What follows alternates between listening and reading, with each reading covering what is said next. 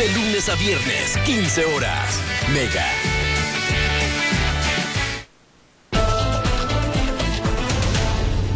Bien, está con nosotros el ministro de Desarrollo Social, Marcos Barraza, para contarnos las novedades respecto del registro social de hogares, sistema que reemplazó a la ficha de protección social. ¿Cómo está, ministro? Buenas tardes, ministro. Muy buenas tardes, gracias por la invitación. Tenemos entonces, un balance positivo de lo que fue la puesta en marcha de esta nueva de la implementación, de este nuevo sistema que reemplaza a la ficha, ¿no? Teniendo presente que van un mes desde la implementación, que es el 1 de enero del 2016, sí tenemos un balance positivo y optimista en el comportamiento de las familias respecto del registro social de hogares. Digo esto porque si con la ficha de protección social solo existía un canal presencial a través del municipio, con el registro social de hogares esto se incorpora un canal también vía web.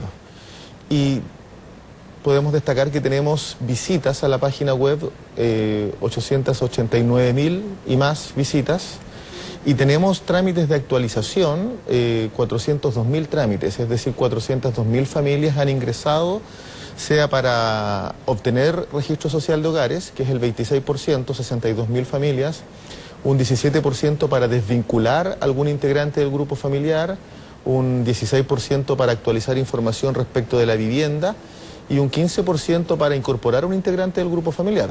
Ministro, como llevamos un mes de esta actualización, ¿no? Hay mucha gente que todavía tiene dudas respecto a si tiene que ser encuestado, por ejemplo, si ya tiene, por ejemplo, la ficha de protección social, si va a tener que ser encuestado, si esta tiene puntaje o no, por ejemplo. Explíquemelo a la gente que ya tenía su ficha de protección social. Con detalle, en Chile existían 4 millones, aproximadamente 300.000 fichas a nivel nacional.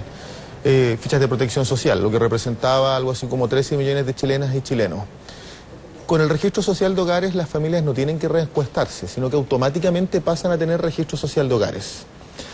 Pero lo que le decimos a la familia es que, sin perjuicio de que automáticamente tienen registro social de hogares, tienen que hacer el trámite de actualización solo si han experimentado 2 modificaciones en su grupo familiar. Si es que se cambiaron de dirección o en su defecto si es que hubo una variación del grupo familiar. Y lo pueden hacer por la página web, que es mucho más rápido ahora, ¿no? O presencialmente.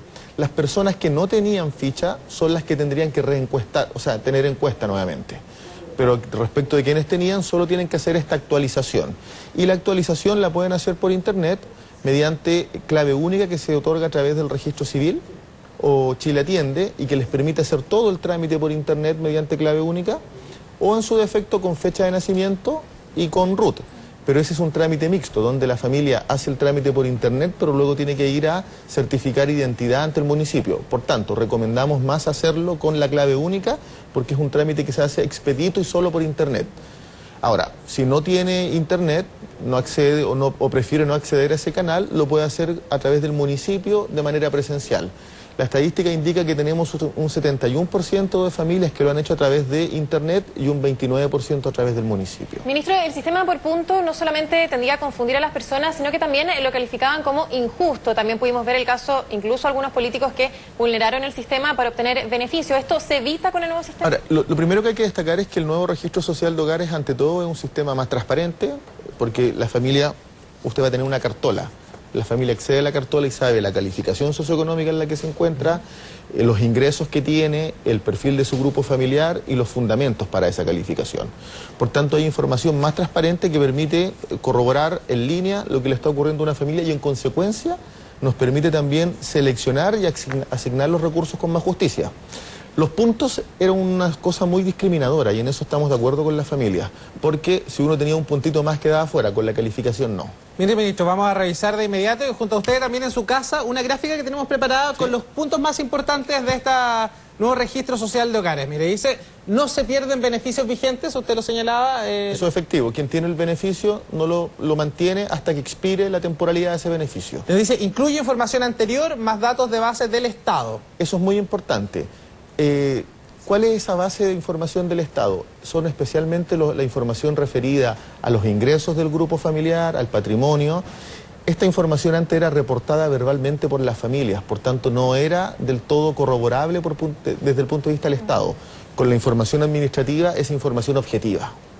Bueno, un sistema más justo, más transparente en definitiva, ¿no? Más justo, más transparente, más sencillo y más moderno porque las familias hacen menos trámites. Para las familias nuevas, por ejemplo, que no tenían ficha de protección social, ministro, ¿por qué es tan importante tener este registro social? Es muy importante porque si usted mira cómo la política pública en materia de subsidios, prestaciones, garantías, tenemos focalización, por ejemplo, para las familias de menos ingresos, el subsidio único familiar y otros. Ministro, vamos a revisar el tercer punto de nuestra gráfica. Ahí la tenemos en pantalla. Los hogares ya no tienen puntaje. Usted lo decía, esto hace que sea más transparente, que la gente lo entienda mejor también al ser encuestado.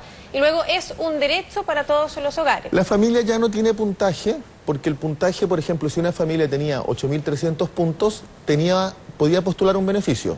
La familia que tenía 8.301, porque ese era el corte, no podía. Afuera. Entonces, con el registro social de hogares, ordenamos y estratificamos a la familia en función de ingresos parecidos.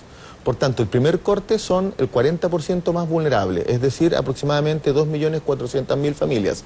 Luego el 50%, luego el 60%, nos permite organizar de mejor forma a las familias para que puedan postular. Pero en segundo lugar, y esto es muy importante, cuando decimos que ahora es un derecho, fíjese usted que hay subsidios como el bono trabajador mujer, como el subsidio único familiar, que son transferencias monetarias que hace el Estado a las familias, que son para las de menores ingresos. Por tanto, las familias de menores ingresos tienen que tener registro social de hogares. Pero con la gratuidad en la educación empezamos con el 50%, vamos a subir al 60%, al 70%. Por tanto, ese es un derecho más de corte universal y no focalizado. Por tanto, las familias que no son de bajos ingresos también les conviene tener registro social. Justamente le iba a preguntar por eso, ministro, porque no requiere solamente estratos sociales económicamente bajos, ¿no? Sino que todos pueden acceder a este registro social. Mire, le voy a poner un ejemplo. El 2015 la presidenta promulgó una ley que es la eliminación del 5% en la cotización de los adultos mayores en salud. ¿A quién llega? Al 80% de la población de los pensionados. Pero para que le llegue a ese 80, que es el 80 más vulnerable, clase media, tiene que tener registro social de hogares. Por tanto, el registro no es exclusivo para las familias de bajos ingresos. Nos permite tener una mirada completa teniendo presente que en educación, en salud y en seguridad social tendemos a ampliar las coberturas hacia los sectores medio, clase media de la población. Lo importante es tener actualizado todos esos datos, ministro. Muchísimas gracias. Muchas gracias a ustedes. Buenas tardes. Bien, y cambiamos de tema. Son una tradición de la ciudad de Viña del Mar, un panorama casi obligado para todos los turistas